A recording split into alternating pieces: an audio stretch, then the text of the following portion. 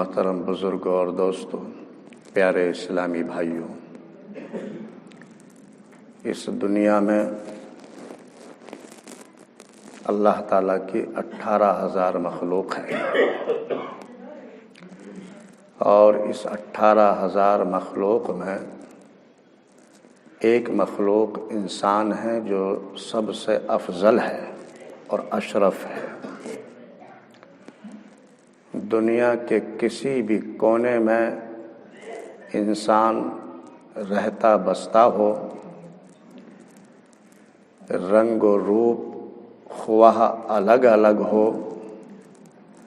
کالا ہو گورا ہو، ذاتیں اور قبیلے الگ ہو سکتے ہیں، مذہب الگ الگ ہو سکتے ہیں، لیکن سب ہی خدا کے بندے ہیں اور سب کا مالک جو ہے وہ خدا ہے۔ ایک ہی مالک ہے اور ایک ہی خالق ہے۔ مالک کے تعلق سے بھی لفظوں کا فرق ہو سکتا ہے، کہیں اس کو گوڈ کہا جا رہا ہے، کہیں اس کو ایشور کہا جا رہا ہے، کہیں اس کو خدا کہا جا رہا ہے۔ نام الگ الگ ہو سکتے ہیں، لیکن ان تمام کا مقصد ایک ہی ہے کہ ساری انسانیت کا مالک ایک ہی ہے، ہم سب اسی کے بندے ہیں۔ تو جتنے بھی دنیا میں مذہب ہیں، وہ کوئی بھی مذہب ہو، ہر مذہب کا جو سبق ہے وہ اس انسان کو درست کرنے کے لیے ہے، انسان کو انسانیت کا سبق دینے کے لیے ہے، اور یہ بتانے کے لیے ہے کہ اے انسان، 18,000 مخلوق میں تو ہی افضل ہے اور تو ہی اشرف ہے۔ تو کوئی ایسا شخص جو انسانیت کو نہ سمجھ سکے اور انسانیت میں ظلم و زبردستی، تعصب و نفرت کا سبق دیتا ہو، تو میں سمجھتا ہوں کہ اس کا کسی بھی مذہب سے کوئی واسطہ نہیں ہے۔ اس لیے کہ ہر مذہب کا جو سبق ہے وہ اس انسان کو انسانیت ہی کا سبق دیتا ہے کہ اے انسان، اچھا بن اور دوسروں کے لیے بھی، جو اپنے لیے فائدے کی صورت تو تلاش کر رہا ہے، تو دوسرے کے لیے بھی فائدے کی صورت تلاش کر۔ خود اگر اپنے لیے کسی بات کو پسند کر رہا ہے تو دوسرے کے لیے بھی اسی بات کو پسند کر۔ اور اکثر یہ دیکھا جاتا ہے، اور ایک مثال بھی مشہور ہے عوام میں، کہ انسان جیسا کرتا ہے ویسا ہی بھرتا ہے۔ آپ اگر کسی کے ساتھ اچھا کریں گے، بھلائی کا کام کریں گے، تو یقیناً آپ کے لیے بھی بھلائی ہی ملے گی اور آپ کامیاب رہیں گے۔ اور اگر آپ کسی کے ساتھ برا کریں گے تو آپ اس بات کو یقینی بنا لیجئے کہ آپ بھی گھاٹے میں رہیں گے اور آپ کے ساتھ بھی برا ہوگا۔ تو اسی لیے یہ مثال بڑی مشہور ہے کہ انسان جیسا کرتا ہے ویسا ہی بھرتا ہے۔ اور پھر ہم یہ سمجھیں کہ یہ انسان جو ہے، انسان کے لیے ایک آئینے کی حیثیت رکھتا ہے، یعنی جو آئینے میں دیکھتا ہے تو جیسا وہ خود ہوتا ہے ویسا ہی اس کو اس میں نظر آتا ہے۔ اگر آپ اچھے ہوں گے تو آپ کو جو اپنا رنگ و روپ جو ہے آئینے میں بھی اچھا نظر آئے گا۔ مطلب یہ ہے کہ اگر آپ اچھے ہیں تو دوسرے انسان میں بھی آپ کو اچھائی نظر آئے گی، اور وہ دوسرا انسان بھی آپ کو اچھی طرح سے ہی سمجھے گا۔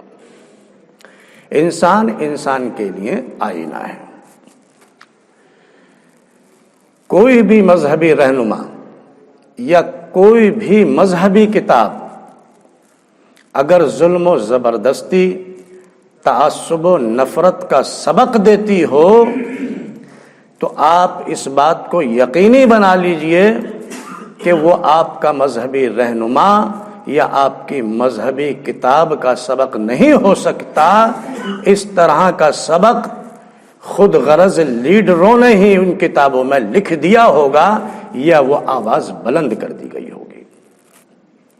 مذہب کبھی بھی آپس میں بیر رکھنا نہیں سکھاتا، مذہب انسان کو انسان کا دشمن نہیں بناتا، مذہب انسان کو انسان کے قریب کرتا ہے اور انسانیت کا سبق دیتا ہے۔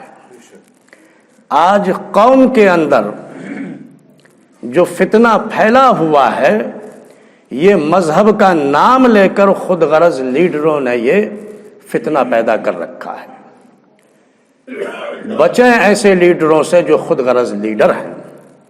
اور ایک بات میں آپ کو بتاؤں، آج انسان خدا کو تو مان رہا ہے لیکن خدا کی نہیں مان رہا، ایشور کو مانتا ہے لیکن ایشور کی نہیں مان رہا۔ جب یہ انسان پروردگار عالم ہمارا خالق و مالک اپنے بندوں کو مخاطب کر کے فرماتا ہے کہ اے میرے بندے، تو جو کچھ کرتا ہے وہ اپنے لیے کرتا ہے اور اپنی مرضی سے کرتا ہے، تو اپنی مرضی سے کرتا ہے لیکن ہوتا وہ ہے جو میں چاہتا ہوں۔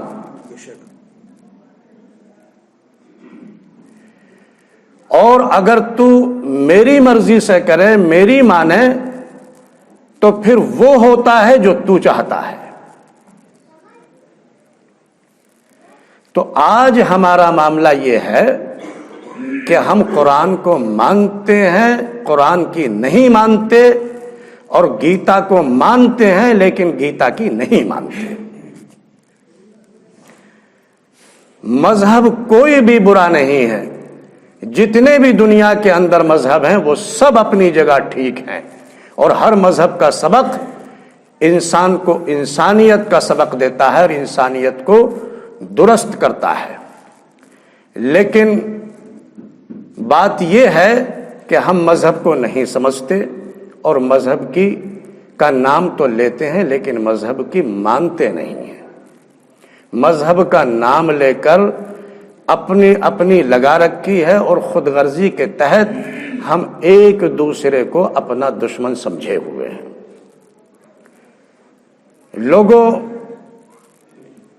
اللہ تعالیٰ نے اس انسان کو اشرف بنایا ہے اور افضل بنایا ہے، اس لیے ہمارا اخلاق، ہمارا کردار، ہمارے آداب، ہماری سوچ، ہماری سمجھ وہ ہونی چاہیے جو امن کی طرف ہم کو لے کر جائے اور آپس میں اتحاد و اتفاق اور محبت پیدا کرے۔ اور اگر ہمارا اخلاق و کردار، ہماری سوچ اگر ایسی ہے کہ جس سے یہ انسان سے دور ہوتا ہوا نظر آئے اور انسان سے تکلیف مان رہا ہو، تو یہ پھر ہمارا انسانیت والا کردار نہیں ہے۔ قرآن کی سب سے پہلی جو آیت ہے، الحمدللہ رب العالمین، اس کا مطلب یہ ہے کہ تمام تعریف جو ہے وہ اللہ ہی کے لیے ہے۔ سب کچھ خدا کا ہے اور وہی ہے سارے جہان میں، اسی سے اس جہان میں جلوہ ہے، اس کے بغیر کچھ بھی نہیں ہے۔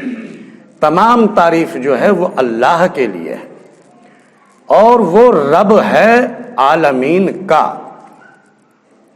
رب کا مطلب ہے پالنے والا،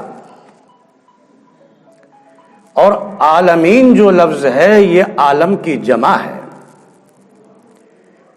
یہاں کا عالم ہو، وہاں کا عالم ہو، مشرق کا عالم ہو یا مغرب کا عالم ہو، جنوب کا عالم ہو یا شمال کا عالم ہو، کہیں کا بھی عالم ہو، جتنے بھی عالم ہیں ان تمام کو ایک جگہ کر دیا جائے تو لفظ عالمین بنتا ہے۔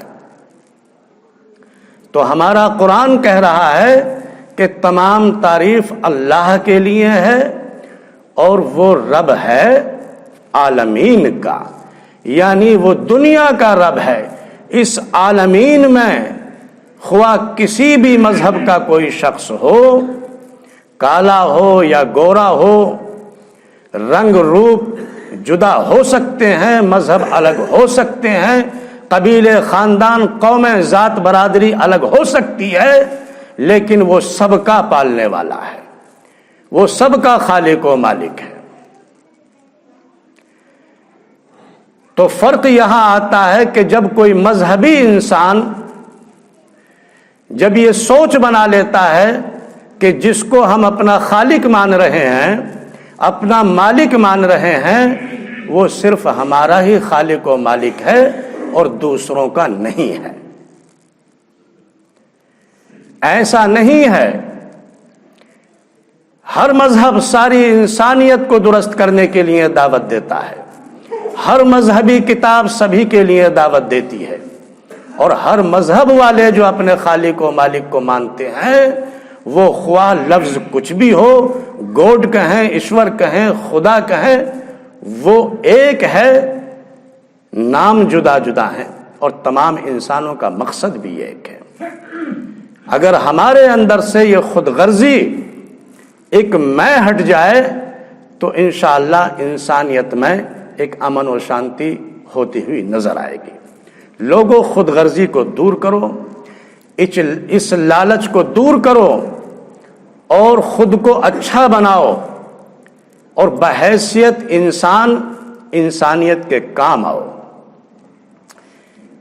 میں نے ایک کتاب میں بہت پہلے ایک واقعہ پڑھا کہ ایک مسلم فقیر جن کا مذہب اسلام سے واسطہ تھا، ان کا رنگ و روپ فقیری تھا اور ان کا مشن جو تھا وہ بھی ایک فقیری ہی تھا۔ وہ ایک جگہ مصلی بچھائے بیٹھے رہا کرتے تھے اور جو بھی کچھ ان کے پاس انعام و اکرام کہیں سے آتا تھا یا جو بھی ان کے پاس اکٹھا ہو جاتا تھا وہ اپنے قبضے میں رکھتے تھے، لیکن وہ خود اپنے اوپر خرچ نہیں کرتے تھے اور وہ لوگوں کو ہی اس میں سے تقسیم کرتے رہا کرتے تھے۔ عبداللہ آئے، انہیں کچھ روپے نکال کے دے دیے، اور فرمان صاحب آئے، ان کو کچھ نکال کے دے دیے۔ غرض یہ کہ جو بھی مسلمان آتا رہا اس کو وہ اس رقم میں سے کچھ نہ کچھ دیتے رہے۔ اتفاق تھا۔ ایک رام سنگھ بھی آ گئے اور انہوں نے بھی کہا کہ جی میں بھی ضرورت مند ہوں، مجھے بھی کچھ رقم دیں۔ اس فقیر نے جو مذہب اسلام سے واسطہ رکھتا تھا اس نے نظریں اٹھائیں، پہچانا کہ اس کا ہمارے مذہب سے کوئی واسطہ نہیں ہے، یہ کسی دوسرے مذہب کا ہے۔ ہاتھ پیچھے کی طرف کھینچ لیا اور کہا کہ میں تمہیں نہیں دے سکتا۔ لیکن وہ سائل سوال کرنے والا بھی بڑا دانشور تھا، اس نے کہا کہ آپ مجھے کیوں نہیں دیکھ سکتے؟ جواب ملا کہ تم دوسرے مذہب کے آدمی ہو، اس لیے میں تمہیں نہیں دے سکتا۔ سوال کرنے والے نے سوال کیا کہ آپ جس مذہب سے تعلق رکھتے ہیں، آپ اپنے مذہب کا سب سے پہلا سبق ذرا مجھے بتائیے، جو آپ کی ایک پاک اور مقدس کتاب قرآن مجید ہے۔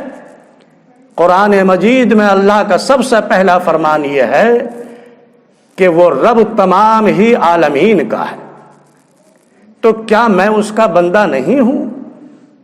آپ مجھے کیوں نہیں دے سکتے؟ تو پیارے اسلامی دوستو، بتانا یہ چاہتا ہوں کہ وہ رب سبھی کا رب ہے، اور سب سے بڑا مذہب یہ ہے کہ انسان اچھا انسان بنے۔ دنیا میں جتنے بھی مذہب ہیں ان تمام مذاہب کا یہی سبق ہے کہ یہ انسان ایک اچھا بن جائے، نیک بن جائے اور انسانیت کو سمجھنے والا بن جائے۔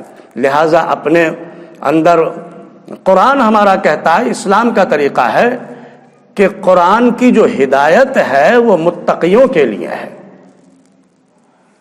اور متقی وہ ہوتا ہے جو اپنے اس دل کو ظلم و زبردستی اور تعصب و نفرت سے پاک رکھے اور اپنے دل و دماغ کو روشن رکھے۔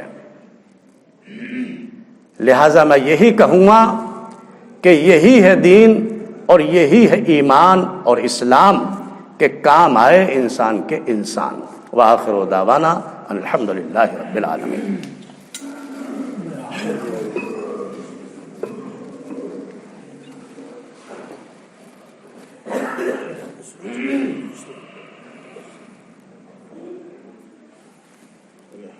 اللہ اکبر۔